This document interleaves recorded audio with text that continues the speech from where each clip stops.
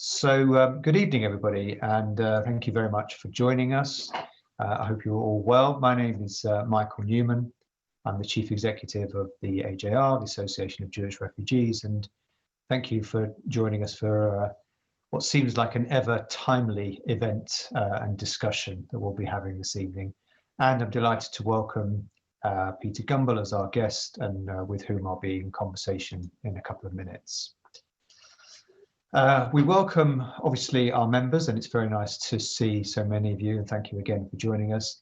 And it's lovely to see you, and we welcome also you if this is your first AJR event, and if this is your first encounter, then it's a chance for me to give what's called the elevator pitch, the AJR elevator pitch, and just to remind everybody that our mission remains to represent and support Holocaust refugees and survivors by providing social welfare services, and obviously that's something that's become even more critical in recent months.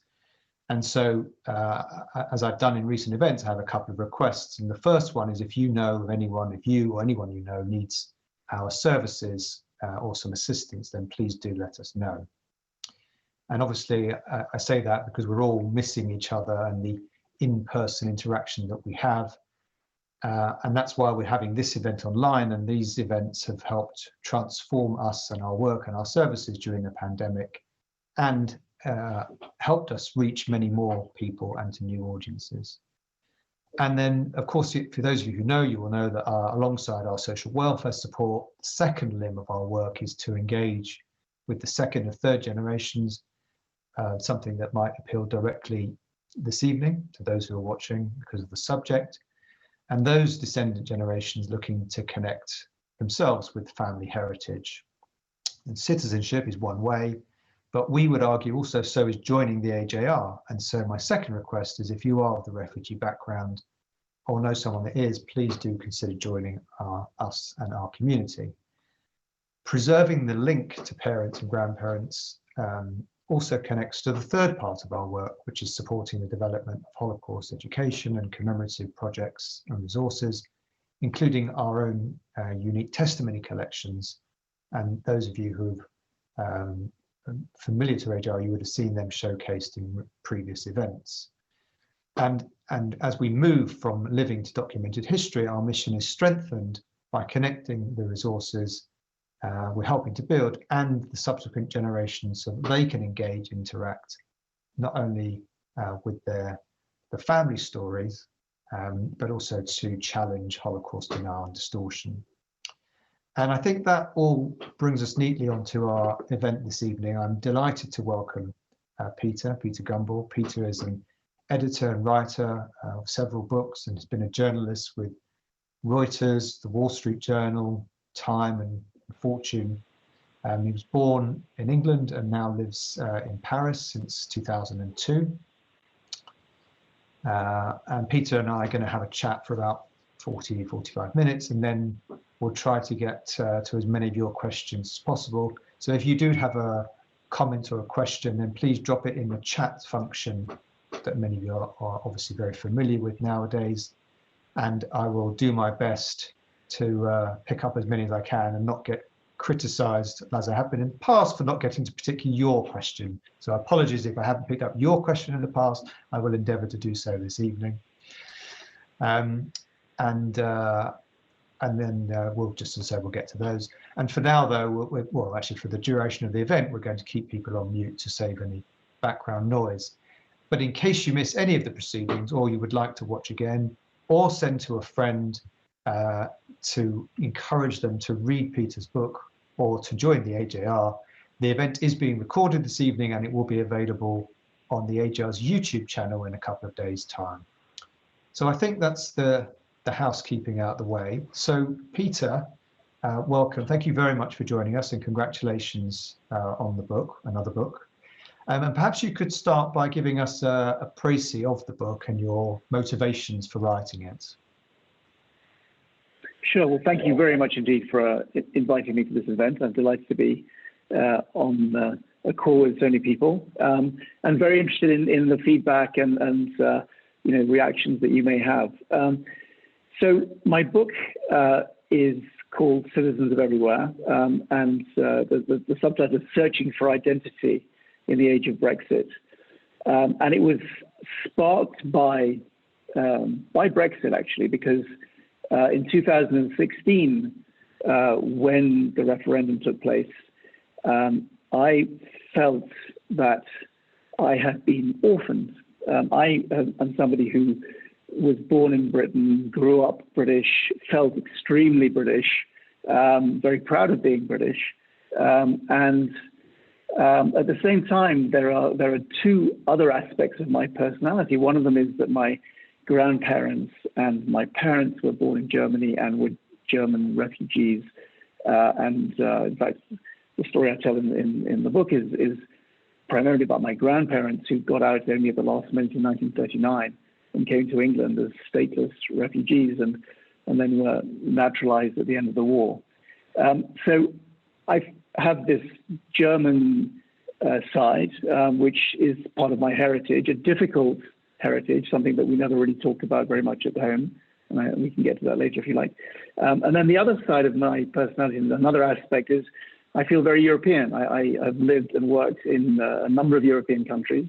I feel culturally very European. I speak French and German and Italian and Russian, and have worked in those countries. So when Brexit happened, the question for me was, how do I deal with this in terms of my own identity? It was a shock, frankly. It was a personal and emotional shock.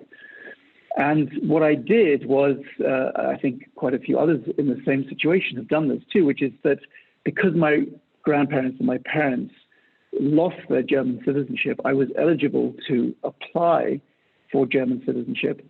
And after a lot of soul searching about Britain, about myself, about my family, about my past, my family's past, and about Germany today, I decided, along with my brothers and sisters, to apply for German citizenship, which I then received in 2019. And so what I do in the book is I write about the family history, but I also write about the questions of identity that raised for my grandparents, for my parents, for my generation, and also for my children. And there is an examination of Britain today, post-Brexit, and there's an examination of Germany today. So that is the very quick version of the book, Michael.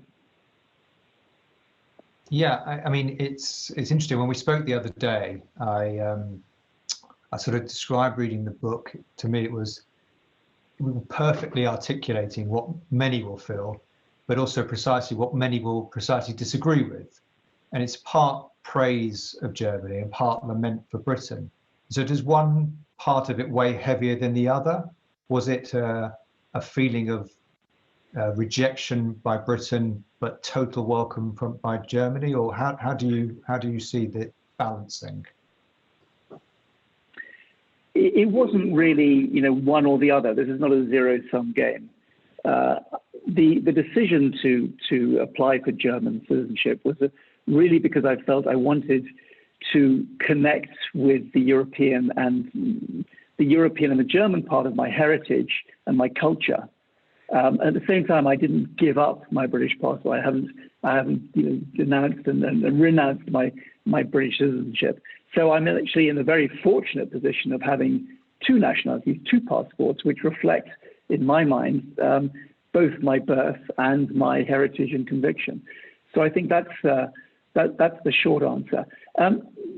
What for me, as I went through the family story, and I'm lucky in that I have a fair amount of documentation which I used and I drew on to write it, is I've seen some really interesting shifts in this notion of identity, and that's what really made me think that there was a book in there that went just beyond the family story, a book about identity, because my grandparents were completely assimilated Germans. They felt German. They originally were, both of them, on both sides, were from Jewish families, but Jewish families that had completely assimilated in Germany, and assimilated to such an extent that they didn't think they were in danger after 1933. And in fact, I write mainly about my mother's family. My mother's parents my grandmother had actually converted to Christianity in 1910, and her husband in 1923. So, and their families were wealthy, well-established entrepreneurs in their town in Cottbus, and they didn't feel any danger at all. And then, of course, the Nazis come, and it took a while for them to react. But then, when they did react, they realized they were seriously in danger. So their whole identity of who they were was questioned. And then they and my parents come to England and create a new life and see Britain as this place that has saved them. And were all their lives extremely grateful to Britain and very attached to Britain, and created a new life for themselves, trying to be model Brits. As I tell the story in the book, my father was in fact decorated by the Queen. My aunt was also given an OBE, and in some ways they were sort of poster children for immigration, in the sense that they came, they loved their new adopted country, they gave so much back, and they were recognized for their contribution. And so there again, an identity, a complicated identity change. In my case, clearly with Brexit, never having thought that I was anything but British, suddenly feeling, wait a minute, this is not who I really am, not the Brexit British. And then my children, who were born in the United States and have an Italian mother, and now have just acquired their fourth passport, for whom the past is, and the German and the Jewish past is history, not memory, and for whom none of this is complicated. And in fact, they sort of celebrate getting as many passports as they can, and they come to me now and said they would like to get a fifth if they could, a French one.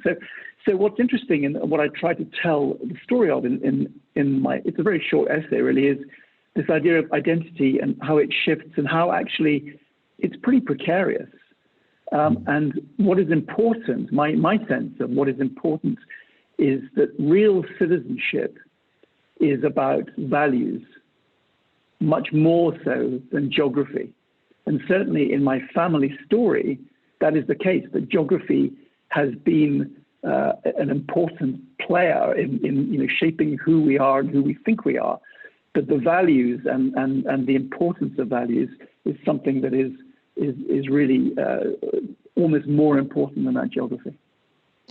Yeah, and you talk, I think it was you described movingly about your grandmother receiving a letter from the church that she's no longer going to be able to participate, and they returned her dues, and that feeling of dislocation, and that, I suppose, evidence of people not being wanted, not being desired because of who they are and their ethnicity, and so being forced to emigrate.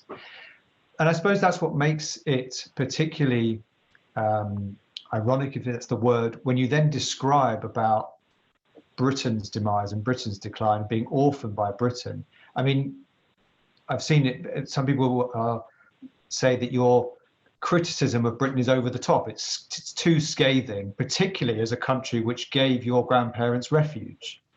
And right. I mean, how do you square that? I mean, are you in danger of being labelled some sort of traitor for saying this? Yeah.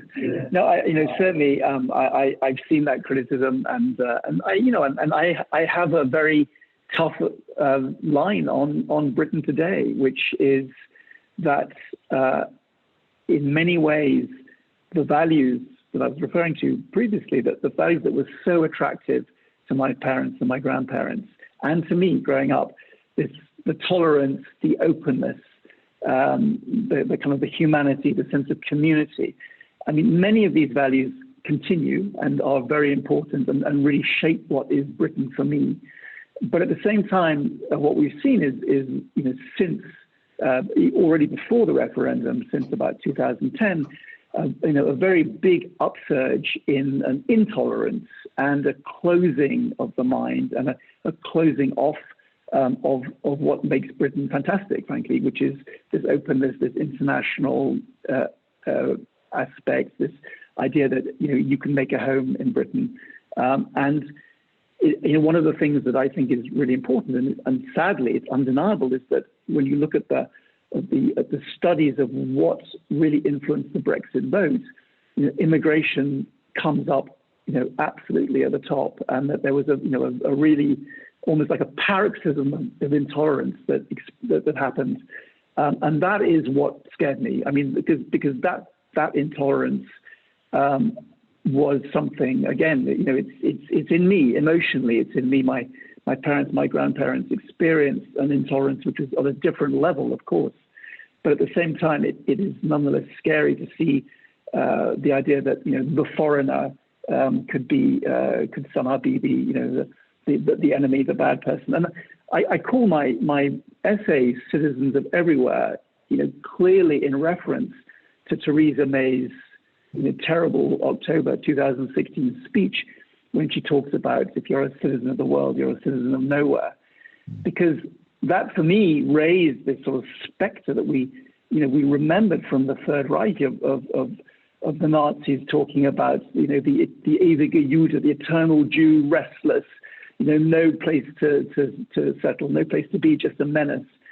So maybe I'm overreacting. Maybe my own emotional baggage from my past and my family is strong, but I certainly got concerned about the anti-foreigner rhetoric, which unfortunately has died off. The second thing that is also an important part of that is my sense is that Britain is turning its back on a world and on Europe in a way which I find ridiculous. I mean, Britain is part of Europe. I know there's been forever this tension between Britain as part of Europe or Britain as an island cut off from Europe or whatever. But Britain is, for me, is fundamentally European. And so when I see things like the government, deciding to end the Erasmus scheme, so stopping British students being able to go to European universities and stopping European university students coming to the UK, that for me is a closing of Britain, which is completely opposite of what my vision of Britain is. So yes, I have been critical, and I wrote an editorial in an opinion piece in the New York Times, which came out on the early January, in which I talked about Britain and Brexit as being this sort of self-aggrandizing nature of Britain. And some people have said to me, "Hey, how could you say that? Britain is so self-deprecating. We're not self-aggrandizing." And I think that's the point. For me, the really important and wonderful part about Britain is the understatement, it's the self-deprecating nature, the humor, you can laugh at yourself.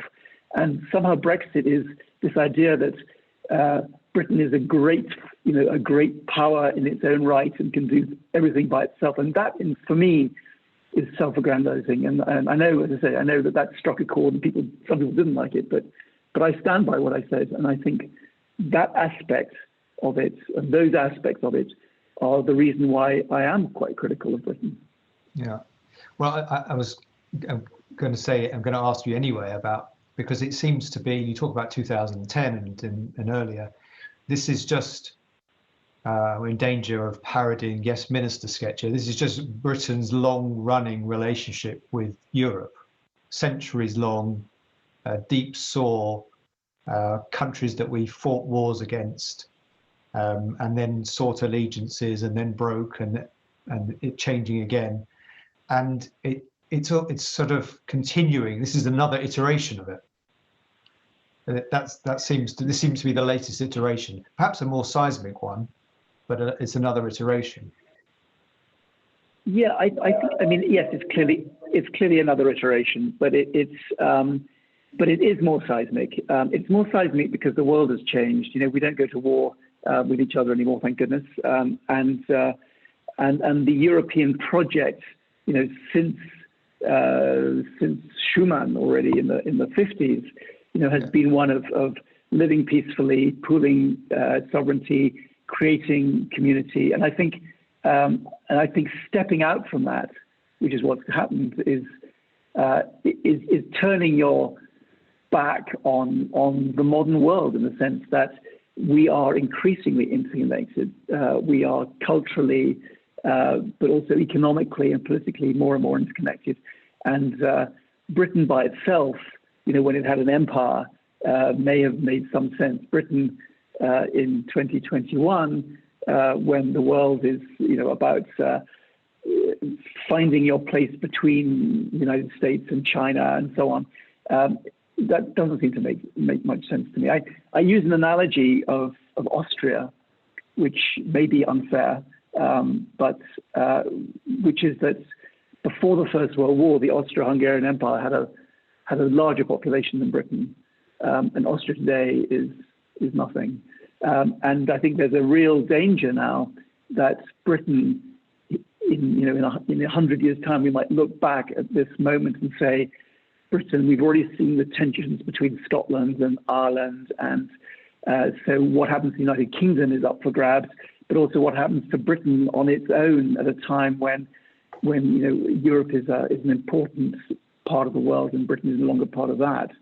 I think that's the risk, that Britain becomes the new Austria.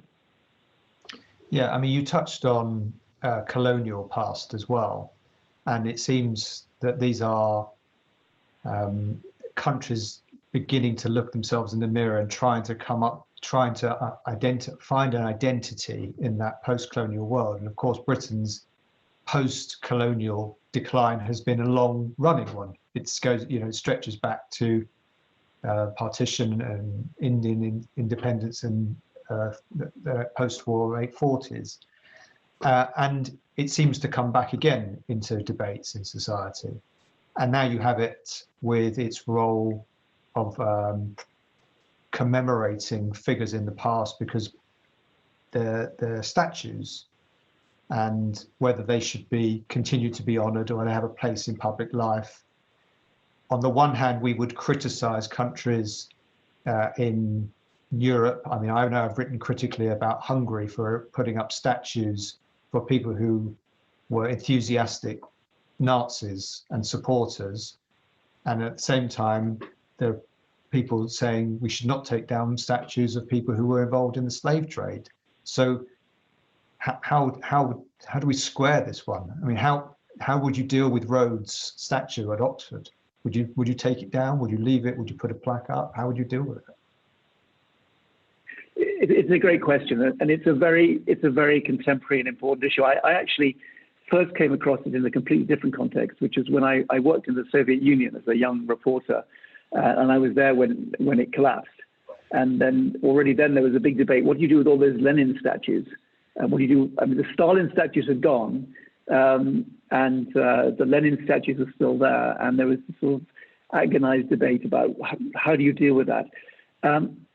I think essentially the critical thing is having an honest discussion about your history, and it's really difficult to do. It's really difficult to do. That Britain's role in the slave trade, is a really painful subject to get into. And I think in many ways, I admire modern Germany because they have become and have been over the last 20, 30 years in particular, more and more open and more willing to talk about what happened during the Third Reich and how they behaved and who behaved and who didn't behave, and really having in-depth discussions about and debates about what happened, and was it an aberration or was it not an aberration, and who was responsible, and should people have reacted differently. And I think, and obviously there are no Hitler statues in Germany, obviously, but clearly my sense on the Rhodes and the other statues is that if they were really villains, then yes, they shouldn't have a statue. But before you take the statue down, have a proper debate, and don't just make it a knee-jerk, we don't like them and therefore we're gonna knock down the statue. Have a real debate about what the history was and what it really means, and how to deal with that history, which is, so it's not just the symbol that you knock down, but you actually delve into the fundamentals, and try and understand why it was that Rhodes did what he did. I want to come to Germany in a moment, but just as I'm just noticing here, there are some questions that are coming through the chat, which just reminds me to keep them coming. And where are we now? We'll just store them up, and we'll try to get to them in a few minutes. But if you have anything that you want to ask, then please do drop it in there. Can I just come back a section? You talk in the book about applying for European citizenship as an insurance policy. And I suppose it's for practical reasons, for people to work and study and live. And of course, it then means subsequent generations can have it as well. But I suppose for others, it's also a question of almost a form of restitution and a birthright. It's recovering something that's innate to them. If it hadn't been, use the word aberration, if it hadn't been for the 1933-45 period, then I would have been German. My aunt would have been German, and so on. So it's something more than just the practical reasons that means I don't have to queue up in a certain way when I cross into Budapest. And I wonder whether did that form part of the motivation for you as well? Well, actually, that was for me. That was the motivation, the primary motivation for taking a German passport, because having lived in Paris since 2002, I could have relatively easily applied for French citizenship. I've lived here long enough. I've paid taxes long enough. I speak the language. Written books. So I would have no doubt been given French citizenship if I wanted it. But I had a big reckoning with myself and with my family history. And my brothers and sisters, they had different motives. I think the sort of the insurance policy, the idea that you could carry on living and working in Europe if you wanted to, was probably more important for them. But for me, I have spent a lot of time thinking about Germany, and I actually lived in Germany for a couple of stints as a journalist. I lived in Bonn when it was still the capital. I lived in Berlin. I went to university for a year in Munich, and I've read I studied German. I speak fluent German. I spent a lot of my life thinking about Germany and trying to understand. I think that the question for me was, was the Third Reich the aberration, or was it somehow typical, innate? So there was, for me, the sense of it was time to close a cycle of history. My grandparents had left in 1939 at the last minute. So in 2019, 80 years later, that's almost like a biblical span, 4 school years. The idea of closing the cycle of history and saying, I think that, first of all, as you say, I am fundamentally, by my heritage, German, and I accept that. And it's, for me, I think I'm the first generation in my family that can do that. My parents had a very difficult time with their German upbringing and heritage. They didn't want to talk about it. They kept it locked up inside them. And we grew up as children very much knowing that we were sort of British, but not quite, and that there was this heritage, but we couldn't really talk about it. So it was important for me to actually say and be open about who I am, and therefore becoming German was part of that. But also, there was a sense from me over the course of my life of seeing Germany changing, that it was now time to say, yes, 80 years, it's a very long time, and I feel that Germany has totally changed, and I've made my peace with Germany, and perhaps it's the time for finding that peace and finding that reconciliation. And so yes, it for me personally, it was much more than an insurance policy. It was about really making a statement about who I am, but how I feel about Germany, and being willing and ready to do that. And I have friends, I have Jewish friends who are horrified. How could you become German after what happened to your family? And it's not that my family all got out. So my great aunt died in Auschwitz. Other family members perished in the camps. And so this is not a light decision. This is not a light move. But my real sense is that Germany has changed, and that I am willing now to say, okay, we can never put aside what happened. It was absolutely horrific. But I accept that Germany has changed, and I'm willing to reassume my heritage and close that 80-year cycle of history. Yeah, as you're describing it there, I'm picturing the look on my parents' face as I told them I was applying as well, for all the reasons that you just articulated. And I'm sure it's something which resonates. Very closely looking at the names of the people on the event this evening, a lot of people have been in touch because of the reason of applying. And I think, and also your book, it also joins a growing collection of literature about Germany.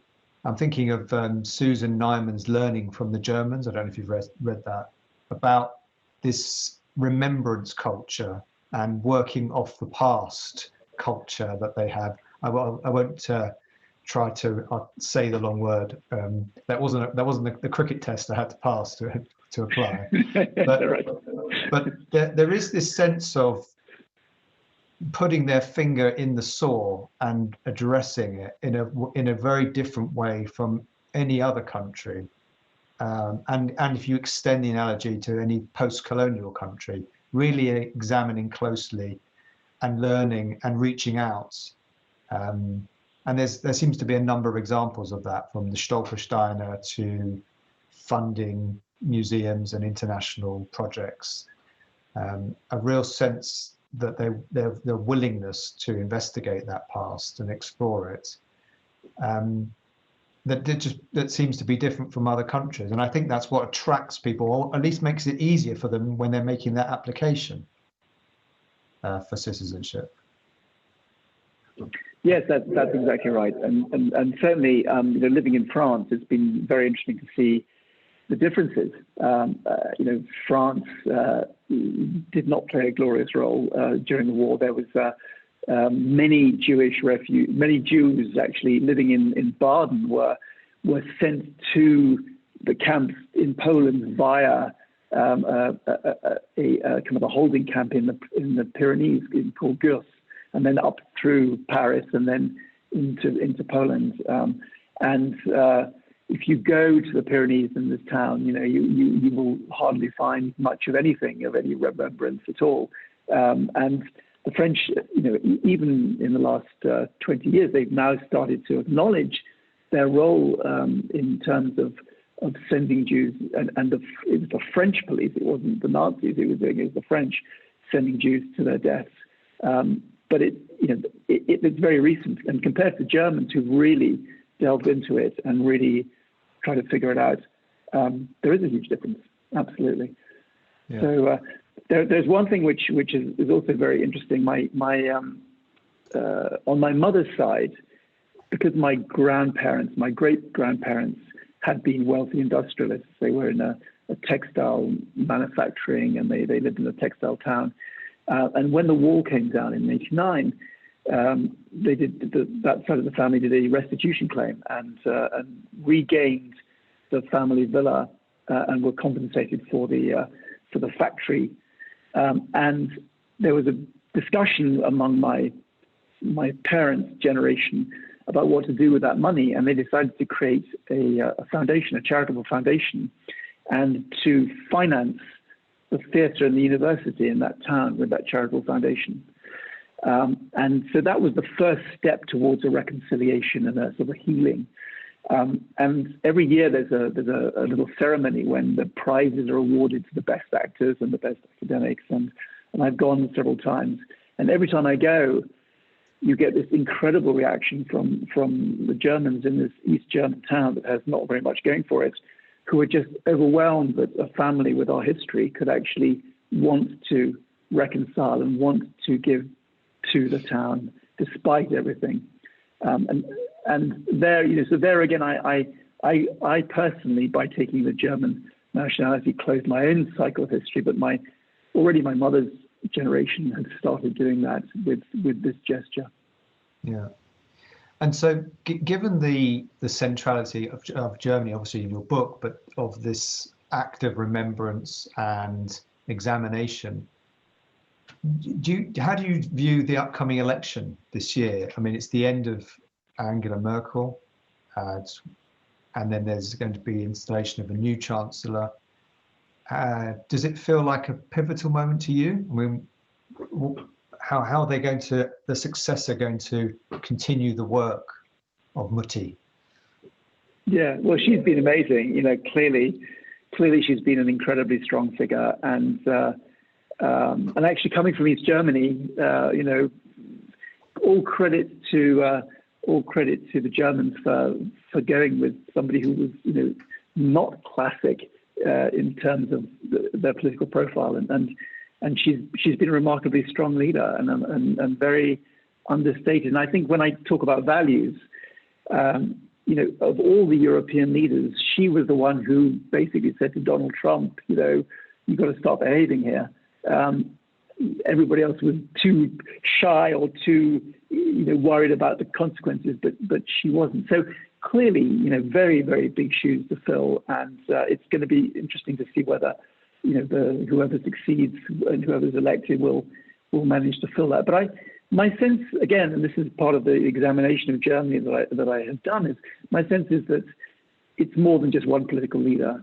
It's that the country itself has moved on. And I think for me, what really brought it home was when they opened the gates to all those refugees from Syria and North Africa in 2015, a decision which no doubt fed into the anti-immigration debate in Brexit and caused consternation in many other European countries. But when they did that, I was actually, a year or two later, I was in Germany, and I went to spend some time with friends, and they invited others around. And we were talking about the refugees, and first of all, the Germans had been very clever about how quickly they had processed the asylum applications and how thoroughly they were trying to integrate them. They were dispatched to lots of different towns, and they were given language classes, and work was found quite quickly for a large number of them. But around the dinner table, there were about 8 of us, and the conversation was about how can we help the immigrants who've arrived in that town in Cologne to better assimilate. And they were all, pretty much everybody around the table was doing some sort of project to help. And that for me was very, very indicative at a time when everybody else was saying, oh my God, these foreigners, these immigrants, they're going to destroy our way of life. Here you had people, maybe it wasn't representative, fair enough, but this sort of sense of decency. And I think Angela Merkel really epitomized the decency. And it's a decency that I associated with Britain, and a decency that my parents and my grandparents certainly associated with Britain. And it's a decency which I worry is being compromised by the political leadership in Britain. So I think, long answer to your question, but my sense is that it's deeper than just the political leadership of Angela Merkel. She's had a huge impact, of course, but Germany as a society has also changed very dramatically. Yeah, I mean, you acknowledge it also in the book about there being, I won't say other motivations, but it's part of the thinking because of the changing demography in Germany with an aging workforce and the need to bring in. So there may have been altruistic refugee humanitarian reasons for bringing in refugees, but the cynic would say that there was another motivation, and I think that very much ties in with what you're saying about that it's encouraging anti-European sentiment, because there were other motivations for bringing people. It wasn't totally altruistic, but it's interesting it hasn't been done in other countries to that level. I mean, Britain has taken refugees, but if you look at the Dubs Amendment, I don't know if you've been following that, by Alf Dubs trying to bring in children, particularly, especially those to reunite those with their families. There's been a lot of parallels written about the refugees who came from Nazi oppression and the Kindertransport, bringing them over. Is it always a fair comparison? I think it's a difficult comparison.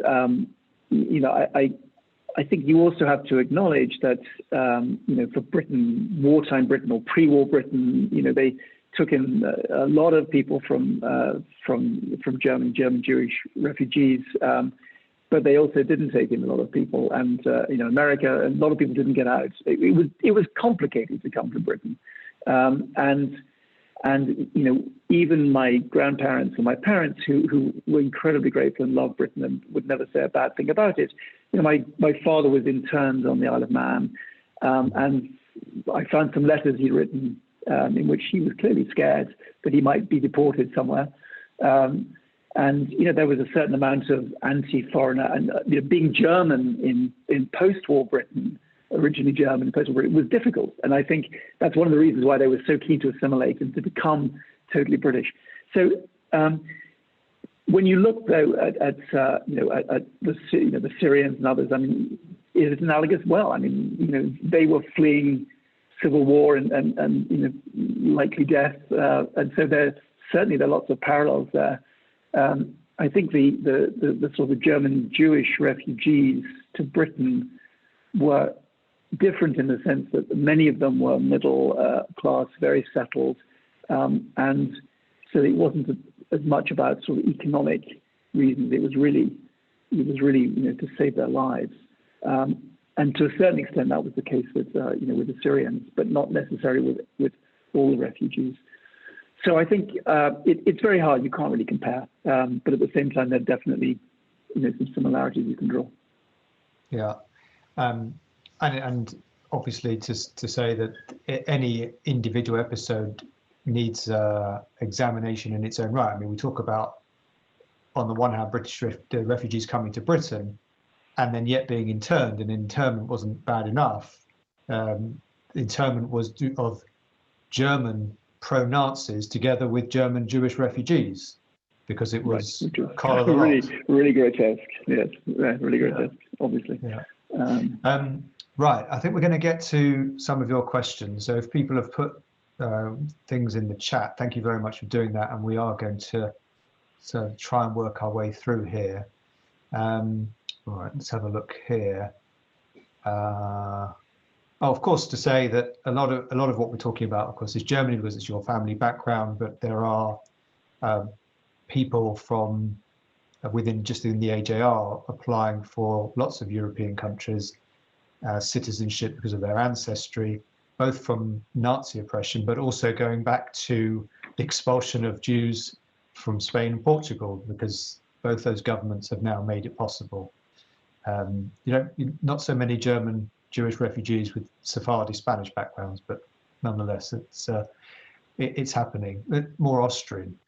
So one lady's written, family motto: no Jewish person can have too many passports, which I think addresses the point you were making about your daughters. So does that speak to this eternal wandering Jew, or this suitcase by the door ready kind of attitude, or is it just a practical thing again, do you think? No, I mean, when I look at my daughters, they celebrate the multiplicity of their personalities and their identities, and that they if you say, where are you from, they will tell you the whole story. It's not that they are from one place, and they have no complexes whatsoever. I certainly grew up with the sort of complexes about who I am and my family's past, and the Jewish part was perhaps the most complex part of it all. But they have no complexes, and having lots of passports mean they can live and work wherever they want, and it's something that they see as an asset. So it's not done. They haven't got them because they got this fear of having to move. It's more about, hey, this reflects who they are and where they come from and their heritage. So I think it's different. It really has changed completely, my sense, over time. For me, as I said, getting the German passport was a big emotional step. For them, it's just signing a piece of paper. I think you wrote in the book about your grandmother being written to come back and help out with the company. So obviously that in that post-war period where people had naturalized British and they had their beginnings of their lives here. But how do you think your grandparents would react to you reclaiming the German citizenship? Yeah, well, it's interesting. I mean, I think, in fact, it was my grandfather who, in 1945, because the factory was in the Soviet zone and was about to be nationalized by the Soviet authorities, he got a letter frantically saying, "Please, will you come back and take it back?"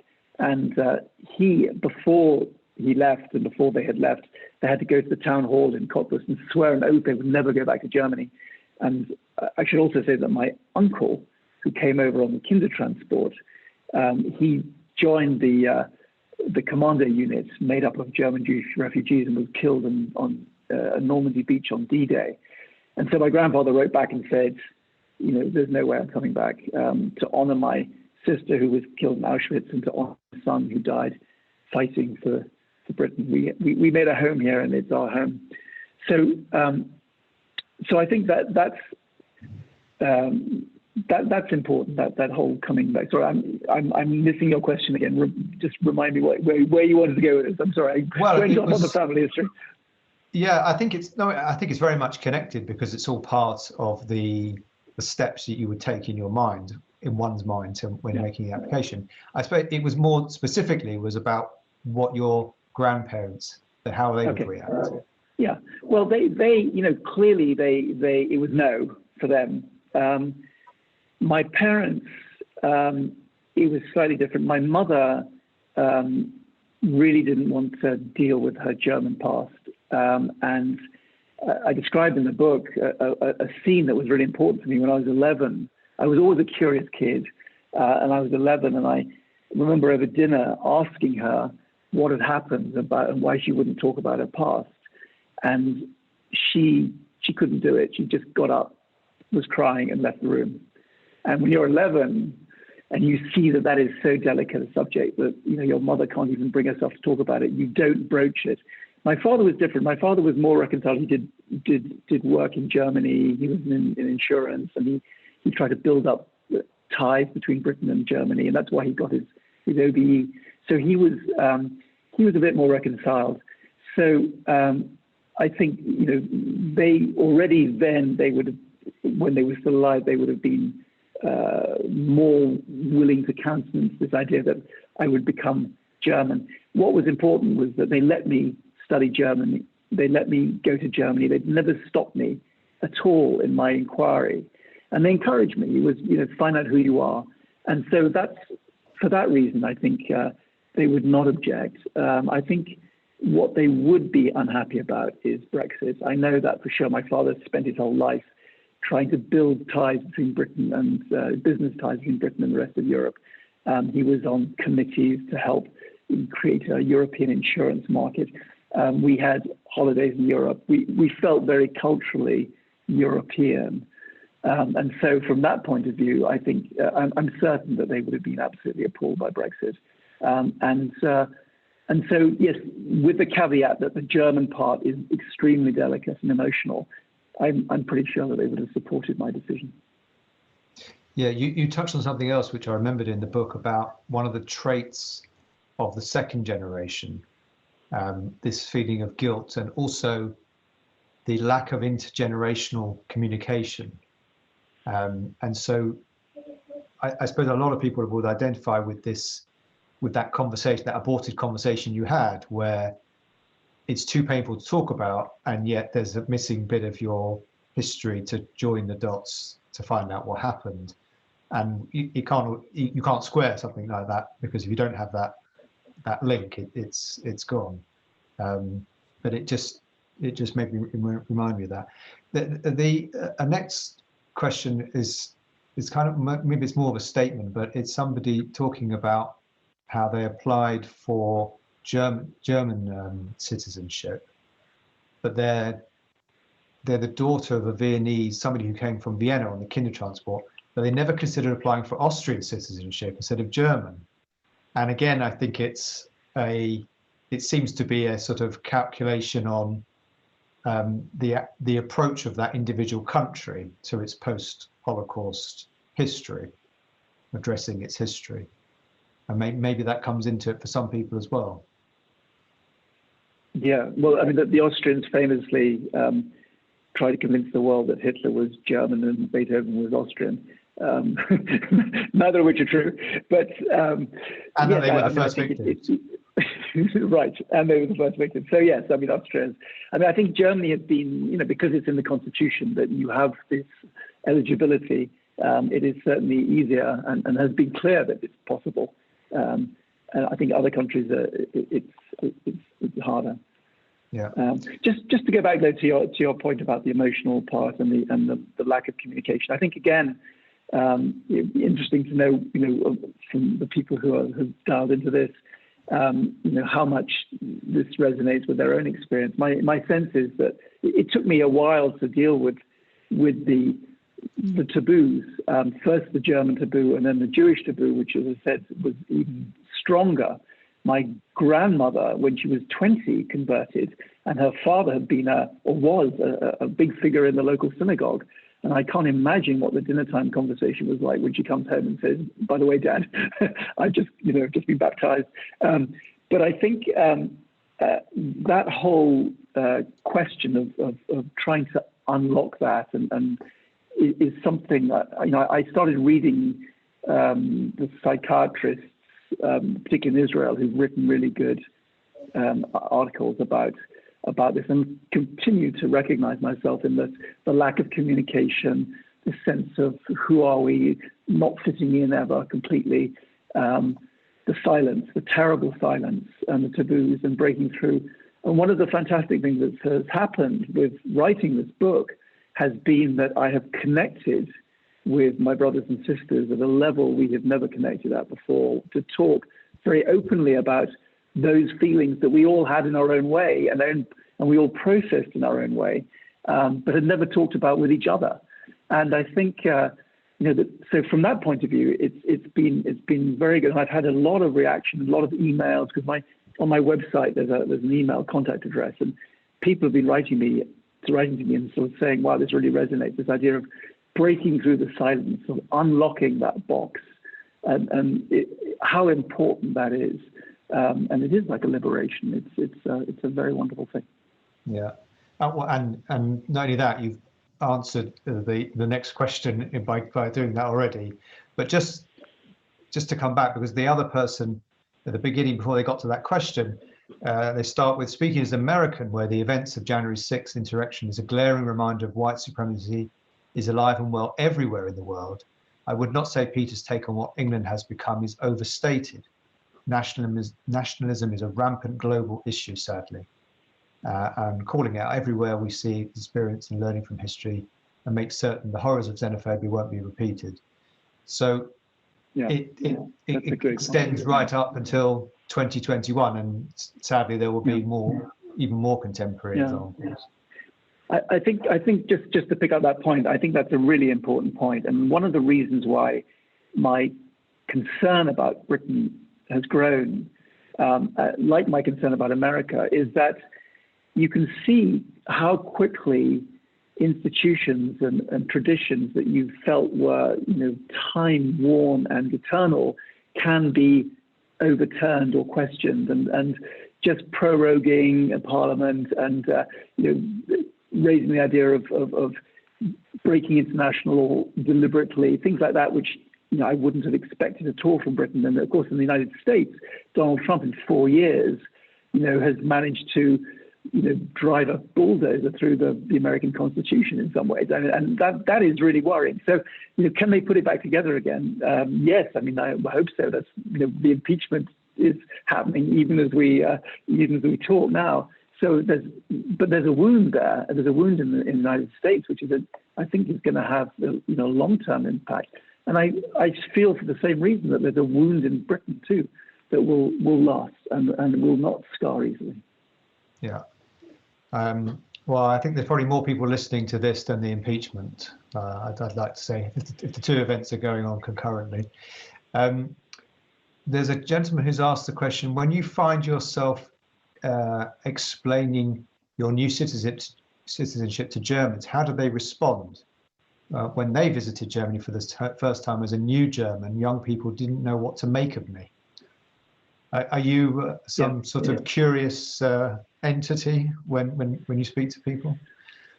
Yes, well, very much. And I still remember the first time I actually took out my German passport and showed it at a hotel where we could still travel before the pandemic. And I felt weird about it. And the person who saw it also felt weird about it, because she was the hotel receptionist, started speaking English to me. And then I showed her the German passport. It's like, oh.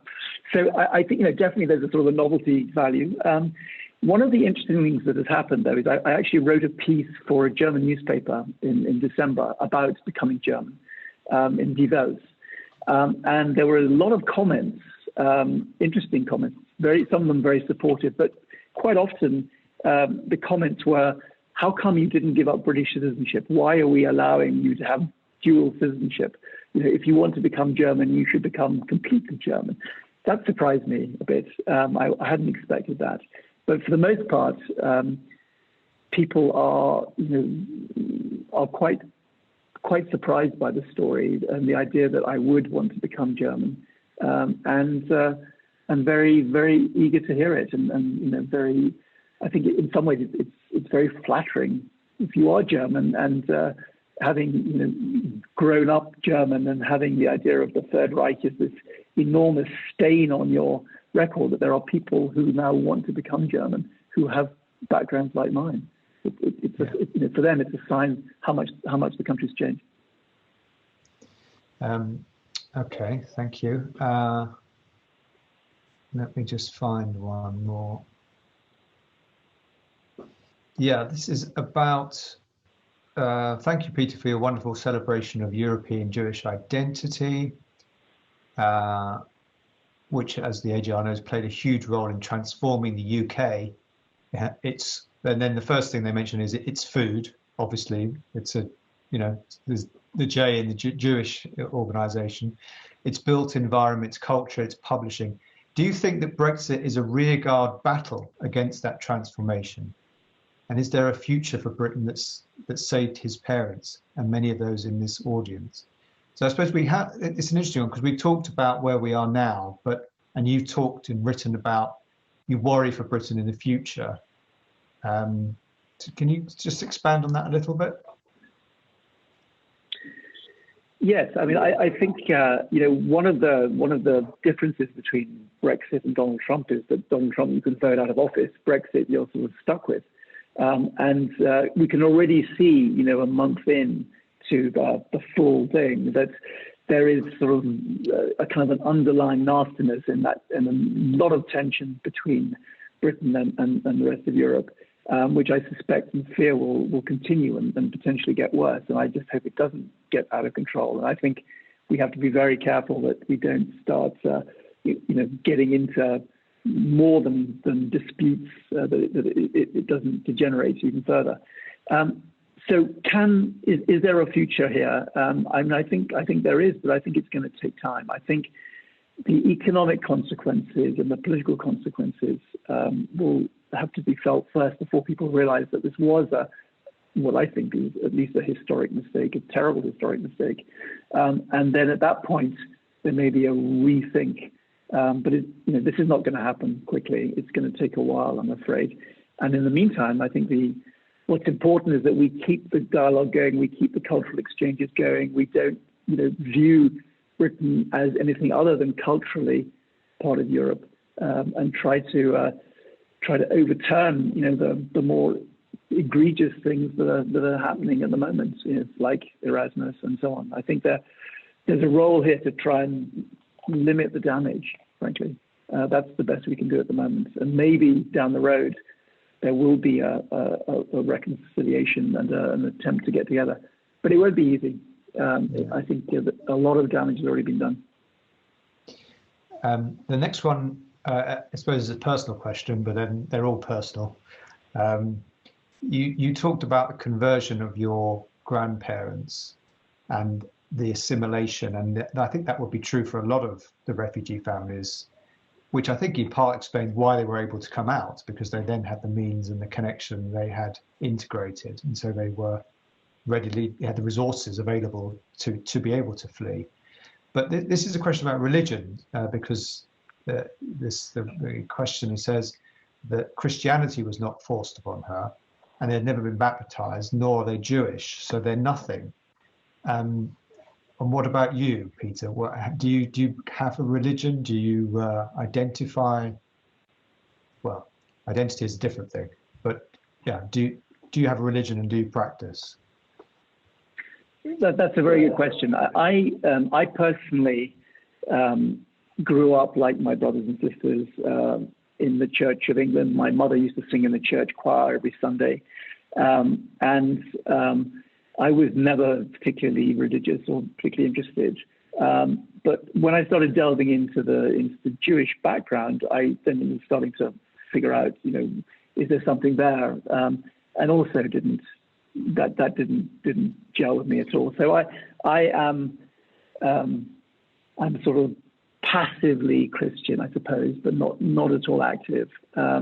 However, my brother, my younger brother, who lives in the States, has married a Jewish woman, and they're bringing up their child in the Jewish faith, and they respect and honor the Jewish traditions in a way that we never did as children. I grew up without any Jewish symbols or traditions or anything. I only started going to bar mitzvahs when my daughter's friends, would invite them, and I would come along. And so, Passover and Hanukkah, we never celebrated at all. In fact, that was, as I said, that was the biggest taboo, even bigger than German. Short answer is I don't consider myself a religious person. I consider myself a spiritual person. Values are super important to me, but not any established religion. Yeah. Well, thank you. I'm conscious of the time. I have one more question that I wanted to ask, and then we'll see if there are any more that pop into the chat. You talk in the book about you're a fan of Land of Hope and Glory and singing at the proms. And I wondered what you made of the debate last summer when it was cancelled, and then if I remember correctly, that the playing of the tune was reinstated without the words. A typically British fudge way of doing this. Yeah. Were you singing along at home? Yeah, I think, there are traditions, right? And there are things that you do, things that you grow up with. And however much you can rationalize, that there are bad things or that they stick. Like in French, the French national anthem, they sing about spilling the blood of the unfaithful, so they're happy to do that, and no one's turned a blind eye to that. So I think the sort of the woke part hasn't quite hit me yet. I'm happy to sing along and don't pay much attention to the consent. I mean, clearly, there is a lot of bad things happened in the British Empire, and clearly Britain needs to deal with them and come to terms with them, and clearly Britain is in some ways doing that. And that's a fantastic process, and I hope that will continue and accelerate. But there are certain things which, as I say, which are childhood habits, and you don't lose them very easily or very quickly. Yeah. Well, listen, Peter, thank you very much. That was a whirlwind tour through the 80 years and more. And I think it will resonate. You use the word resonate. I think it will resonate precisely with our guests this evening. As I said, many of them I've been in touch with anyway on the matter of passports. Just as a practical thing, we've posted on the chat function a survey that's being completed by the Jewish Historical Society of England of people's attitudes and reasoning for applying for passports, European citizenship. Peter, I'll send it to you separately. There's maybe something that you want to look at and complete. And it's not just linked to Holocaust era, but in ancestry in general. And I think with that, we can wrap up proceedings. And so really just to say a big thank you for joining us this evening. It's an hour, you're an hour ahead of us, so it's closer to your dinner time than it is ours. So thank you for staying on, and thank you to everybody who contributed a question or a comment. And if I can just say thank you very much indeed for having me. I really, really enjoyed the conversation. And if you would like to reach out to me and continue the conversation, there is a contact email on my website, which is petergumbel.com. And I'm happy. I've been getting lots of correspondence, and it's been great. So I will try and reply, but very eager to continue the conversation. And And I think the link to my book was on the invitation somewhere. So it's I'll do a little bit of advertising. It's very short. It's 70 pages, quick read, and I hope, as I say, love to hear from you. Yeah. Well, thank you. And we perhaps Susan, if you could post the web address in the chat function, and people can maybe make a note of it just while we're wrapping up. And yes, I encourage you all to go out and get the book and have a read through. As I said before, it will speak exactly to many of you because of the conversations I know we've all had. So Peter, thank you again for giving up your time. Thank you to everybody. And we look forward to seeing you all at future events. In the meantime, stay safe, keep well, and do pass on your how wonderful you thought this evening was and the AJR is, and please do take a moment to join us for future events. Thank you all, everybody. Keep well and take care. Bye-bye.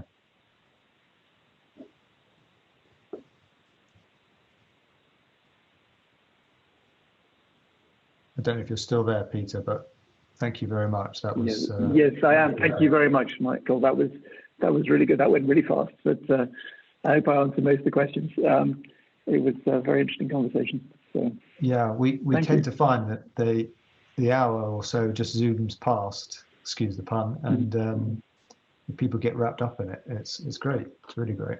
Yeah, good. No, it was great. So enjoyed it very much.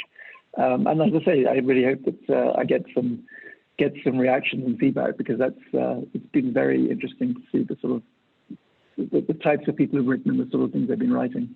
There's a lot of people out there who have very strong feelings about identity and who are eager to express them. So it's obviously a very important topic.